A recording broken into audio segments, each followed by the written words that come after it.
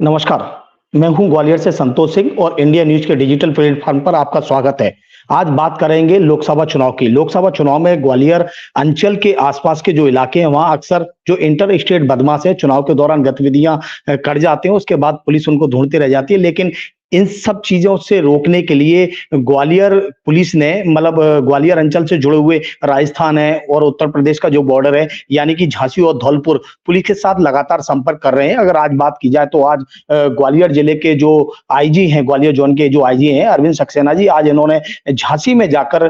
उत्तर प्रदेश की जो झांसी पुलिस है उनसे यहाँ मीटिंग की है। इसको बॉर्डर सिक्योरिटी मीटिंग कहते हैं और यहाँ पर जो बदमाश है उनकी सूची का भी आदान प्रदान किया गया है। इस वक्त अरविंद सक्सेना जी हमारे साथ है, उनसे जानने की कोशिश करते हैं कि इस बैठक में क्या खास निकल कर आया। अरविंद जी, इंडिया न्यूज के डिजिटल प्लेटफॉर्म पर आपका स्वागत है। जानना चाहेंगे कि आज इंटर स्टेट जो मीटिंग की गई है पुलिस के साथ, किस तरह के परिणाम सामने आए?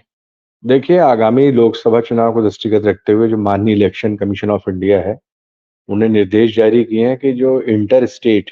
बॉर्डर्स मीटिंग हो, उसी को दृष्टिगत रखते हुए आज उत्तर प्रदेश के झांसी नगर में झांसी संभाग आयुक्त और इसके अतिरिक्त जो एडीजी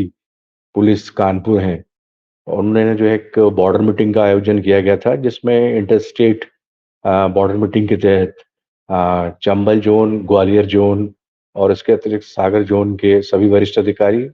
और एसपी साहबान, इसके अलावा जो डीएम साहबान सभी उपस्थित हुए उसमें। और इसके अतिरिक्त जो झांसी संभाग के सभी डीएम और एसपी साहबान इसमें उपस्थित रहे थे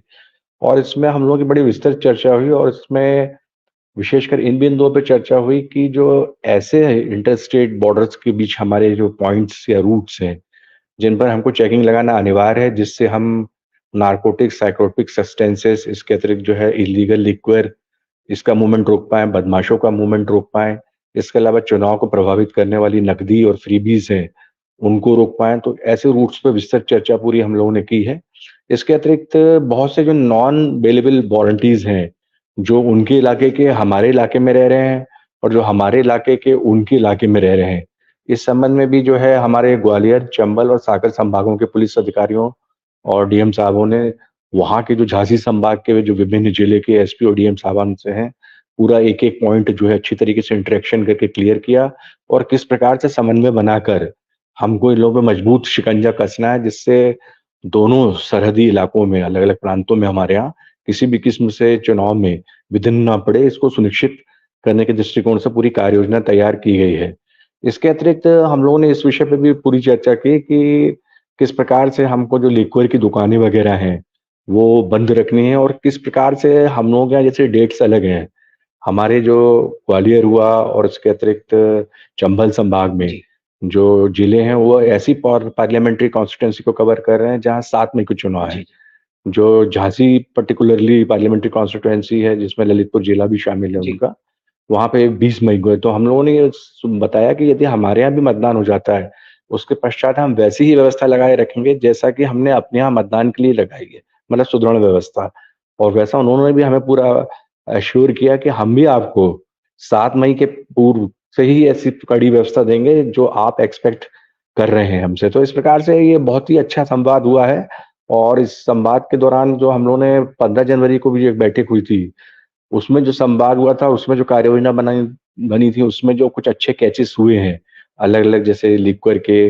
नारकोटिक्स सब्सटेंसेस हैं उसके और फ्रीबीज़ वगैरह के, तो उसके विषय में भी जो है हम लोगों ने चर्चा की। तो निश्चित रूप से इस संवाद से बहुत अच्छे आगे परिणाम आएँगे और जैसा कि माननीय इलेक्शन कमीशन ऑफ इंडिया का आदेश है कि हम निष्पक्ष, शांतिपूर्ण और पारदर्शी चुनाव कराएँ, उसमें हम दोनों राज्य के जो सरहदी इलाके हैं, वो निश्चित रूप से सफल होंगे। यहाँ पे आईजी अरविंद सक्सेना जी ने एक काफी महत्वपूर्ण बात बताई है। चूंकि ग्वालियर की बात की जाए तो ग्वालियर अंचल की जो 4 लोकसभा सीटें हैं, गुना, शिवपुरी,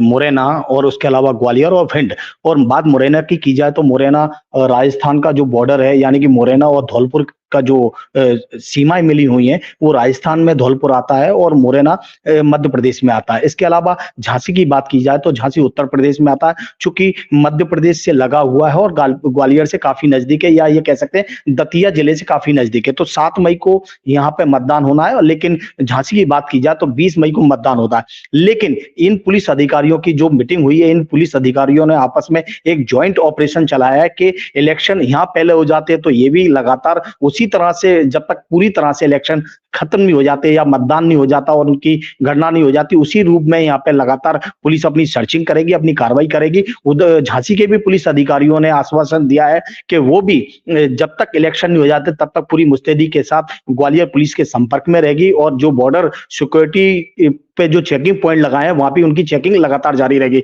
अरविंद जी, यहाँ पे एक चीज और जानना चाहेंगे, किस तरह के अपराधी अक्सर मूवमेंट करते हैं बॉर्डर पर, बॉर्डर से इस बॉर्डर? ये जो इंटर स्टेट बॉर्डर मूवमेंट होता है, बेसिकली उसमें जो है इलीगल जो लिक्वर रहती है, इससे संबंधित अपराधी जो अंतर्राज्यीय शराब के तस्कर रहते हैं अवैध, और इसके अतिरिक्त जो नार्कोटिक्स और साइकोट्रोपिक सब्सटेंस है, इनमें जो इन्वॉल्व रहते हैं, तो इसमें भी जो है इंटर स्टेट पर्टिकुलरली मूवमेंट होता है अपराधियों का, तो इस पे बहुत ध्यान रखना रहता है। इसके अतिरिक्त जो संगठित अपराधी रहते हैं, जिनके खिलाफ कई बार बड़ी संख्या में नॉन बेलेबल वारंट रहते हैं, परमानेंट वारंट रहते हैं, तो ये लोग भी अपने मूवमेंट को कंसील करने के लिए वो इंटरस्टेट मूवमेंट करते हैं। और इन पर्टिकुलर एस्पेक्ट्स पर इलेक्शन कमीशन ऑफ इंडिया के बड़े स्पष्ट आदेश हैं कि इनकी जो है बहुत सशक्त ढंग से निगरानी की जाए और पकड़-धकड़ की जाए इनकी मजबूती के साथ। तो इसको इंश्योर करने के लिए बड़ा इम्पोर्टेंट एस्पेक्ट हो जाता है कि किन्हीं भी 2 राज्यों के बीच जिनके कॉमन सरहद हैं, कॉमन सीमाएँ हैं, उनमें बहुत अच्छी तरीके से मॉनिटरिंग करके और बहुत अच्छी तरीके से प्लान करके क्रिमिनलों को ट्रैप किया जाए। सर, इसके अलावा एक बात हो रही है कि लगातार जो अवैध हथियार हैं,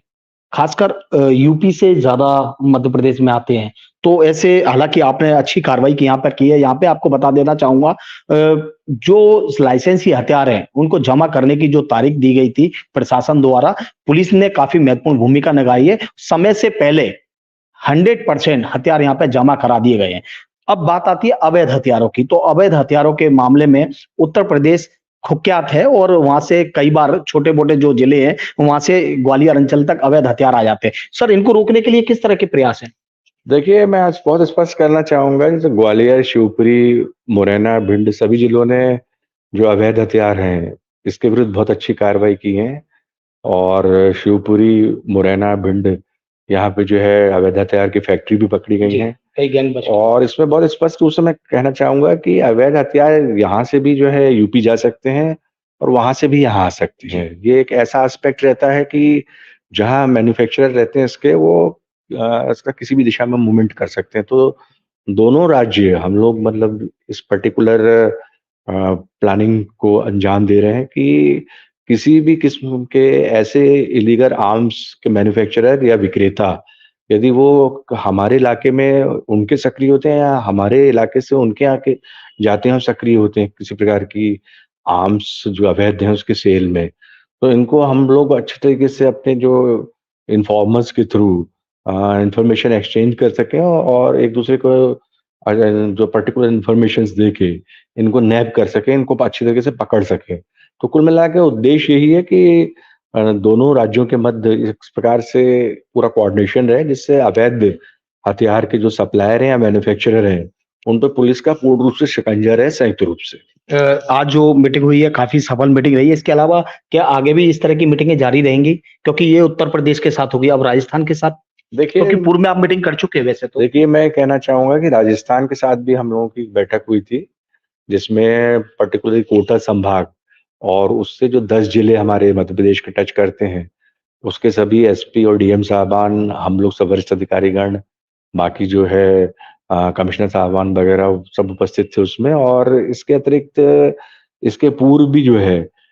एक बैठक राजस्थान के साथ हो चुकी है, 2 बैठकें राजस्थान के साथ हो चुकी हैं, आज जैसे यूपी के साथ हुई थी, और इसके पूर्व जो है 15 जनवरी को यूपी के साथ हुई थी। तो 2-2 बैठकें हम लोग ऑलरेडी जो बड़े स्तर की है वो कर चुके हैं। और इसके अतिरिक्त जो छोटे स्तर की है, थाने टू थाना जो हो रही है, एसडीओपीज और सीओस की हो रही हैं, जो इसके अतिरिक्त जो पुलिस अधीक्षक टू पुलिस अधीक्षक हो रही हैं, वैसी भी बैठकें लगभग दोनों राज्यों के बीच करीब 35 हो चुकी हैं। तो इस प्रकार से विस्तृत जो सूचनाओं का आदान-प्रदान है,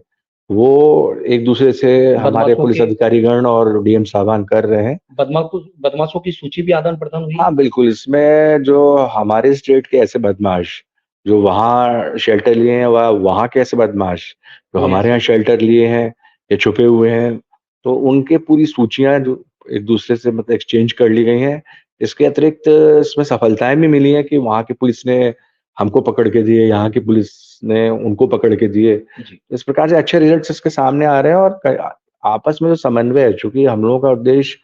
पूरे नेशनल स्तर पे हम लोग चाहते हैं कि शांतिपूर्ण जो है तरीके से चुनाव मतदान। संपन्न हो और इसमें निश्चित रूप से जितने सरहदी राज्य हैं उनसे बहुत अच्छे कोऑर्डिनेशन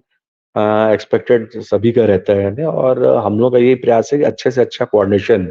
इंश्योर करें जो प्रत्येक सरहदी राज्य हैं और जो माननीय इलेक्शन कमीशन ऑफ इंडिया के जो निर्देश हैं उसके अनुरूप हम एक स्वतंत्र वातावरण में शांतिपूर्वक निष्पक्ष रूप से मतदान संपन्न करा के चुनाव शांतिपूर्ण ढंग से संपन्न कराएं। तो ये थे ग्वालियर जोन के आईजी अरविंद सक्सेना जी। इनका साफ तौर पर कहना है कि जो सरहद हैं अलग अलग राज्यों की, चाहे उत्तर प्रदेश की हो या राजस्थान की हो, वहां के जो आला पुलिस अधिकारी हैं उनसे बैठकें की गई हैं और दो बैठकें हो चुकी हैं। 2 बैठकें राजस्थान के साथ, 2 बैठक उत्तर प्रदेश के साथ। निष्कर्ष अच्छा निकल कर आया है। यहाँ के जो बदमाश है उनकी सूची दूसरे राज्यों को सौंपी गई है, जो दूसरे राज्य हैं वहां की सूची बदमाशों की यहाँ की पुलिस को सौंपी गई है। तो मकसद सिर्फ इतना है कि लोकतंत्र का जो पर्व है लोकसभा चुनाव, उसको शांति प्रिय तरीके से निपटाना, यानी कि ये कह सकते हैं कि बेधड़क होकर आम व्यक्ति मतदान करने के लिए आए और बेझिझक होकर मतदान करे और एक अच्छी सरकार को चुने। साथ ही यहाँ पे सवाल ये भी है कि बदमाश इस लोकतंत्र के महापर्व में किसी भी प्रकार का विघ्न ना उत्पन्न कर सके, उसके लिए ये पुलिस तैयार है। Santosh Singh, India news, Gwalior.